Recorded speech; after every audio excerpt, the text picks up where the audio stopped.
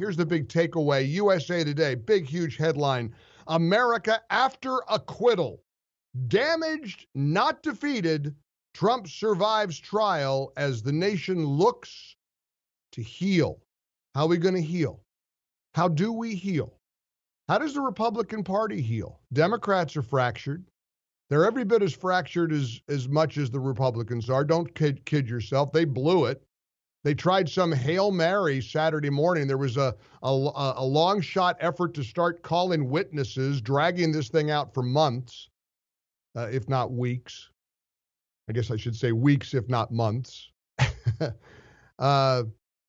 It was a disaster. I mean, it was really, it resulted in Pelosi having a full-blown meltdown on national TV. She's pounding the podium and looking a lot differently than she did that fateful day when she ripped up the president's speech, the State of the Union, with a big smirk on her face. She wasn't smirking, well, not that we could see it under her mask, but she was not smirking on Saturday. There's a lot of anger, a lot of rage, a lot of frustration, plenty to go around. And the Republican Party has a great deal of soul searching to do. Will the Republican Party going forward be the party of never Trump, or will it be a party of Jim Jordan, Ron DeSantis perhaps, feisty Republicans who are willing to fight, who are willing to stand up for what they believe in? Mitch McConnell denounced Trump from the floor of the Senate. Nikki Haley denounced Trump in an interview with Politico. There are prominent Republicans who are making a calculation that the only way forward is to extract 74 or I guess change the minds of 74 or 75 million Americans. Good luck with that.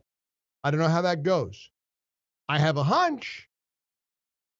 I got a pretty good idea. I know how it goes. What about you? Let's find out. Our number is 800-655-MIKE. Let's start with Lindsey Graham, because I heard that Senator Graham voted in favor of calling witnesses. And I thought, oh, no. What are you doing? Well, he knew what he was doing.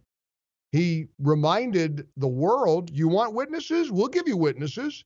We'll start with Nancy Pelosi and what she knew about plans to riot in the Capitol on January 6th. We'll find out. You want witnesses? We'll give you a witness list. And that's how Lindsey Graham started. Here's what he said. This cut number 2. Here's what he said about the new Democrat standard of impeachment. And this was a really profound point that needs to be reiterated. Here was Senator Lindsey Graham on Fox News yesterday morning talking to Chris Wallace. I thought the impeachment trial was not only unconstitutional, I condemn what happened on January the 6th, but the process they used to impeach this president was an affront to rule of law. He's the first president to ever be impeached without a lawyer, without a witness, without ability to confront those against him, and the trial record was a complete joke, hearsay upon hearsay, and we've opened Pandora's box to future presidents. And if you use this model, I don't know how Kamala Harris doesn't get impeached if the Republicans take over the House, because she actually bailed out rioters, and one of the rioters went back to the streets and broke somebody's head open. So we've opened Pandora's box here, and I'm sad for the country. I am too. I'm sad for America as well, but I appreciate Republicans who don't get swept up in the moment we're in, the media mob. Don't get swept away by the mob. Here's cut 5. This is Congressman Jim Jordan on Fox News. This is, I believe, with Maria Bartiromo over the weekend on Sunday Morning Futures. Let's get reaction to the acquittal. Congressman Jordan. Great news for the country. I mean, remember what the Democrats were trying to do, Maria. They were trying to cancel the guy that 74 million Americans voted for because they didn't want him to be on the ballot, have a chance to be on the ballot in 2024. And they were so obsessed with this, going after the president, that they were willing to ignore the Constitution, and willing to ignore due process, and willing to ignore the facts, willing to doctor evidence, and willing to, at the last minute, try to call witnesses when that made absolutely no sense to do so. So this is how focused and obsessed they've been. It was a good day for the country that the president was acquitted again. So that's one type of Republican. Then there's Nikki Haley. What a fascinating lady she is.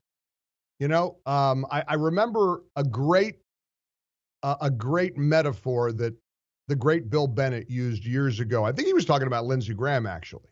He said, Lindsey's a little bit like the family dog. You love your family dog. Sometimes the family dog piddles on the carpet, and when he does, you got to take a roll up a wad of newspaper and give him a little gentle smack over the nose.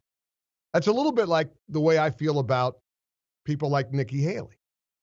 You know, one day I see her on TV and she's fighting for the Trump administration. She was in the Trump administration, but then I rewind. I think, well, she was against Trump before she was for him. Now she's against him again. She gave an interview to Politico where she said she was essentially disgusted with him. She said, when I tell you I'm angry, it's an understatement. And I don't think Trump's going to be in the picture, Nikki Haley told Politico. I don't think he can. He's fallen too hard. He'll never run for federal office again. And even, here's what the Washington Examiner says about Nikki Haley. Haley, who was a critic of Trump while he ran for president in 2016, became a supporter while serving in his administration and is widely expected to be positioning herself for a presidential run in 2024. So people like Nikki Haley just flip a coin. They go with the wind. They twist in the wind. One day they're with you, then the next day they stab you in the back. Mitt Romney's no different. Do you remember Mitt Romney's story? Mitt Romney desperately wanted, apparently, to be in the Trump administration. At least that's my take. Who else would get on a plane, fly to New York, have dinner with Donald Trump at Trump Tower? Remember that picture where Romney looked like the deer in the headlights and was apparently angling for a position within the Trump administration? Trump basically said, sorry, not interested, dispatched with him. Then Romney became Mr. Never Trump again, ran in Utah, won, Utah senator. I mean, these people are hot and cold. It depends on what day of the week it is. And yet, don't you get the sense that with people like Jim Jordan or Matt Gaetz or Ron DeSantis, there's a whole list of Republicans who don't seem to have that problem. Why is that?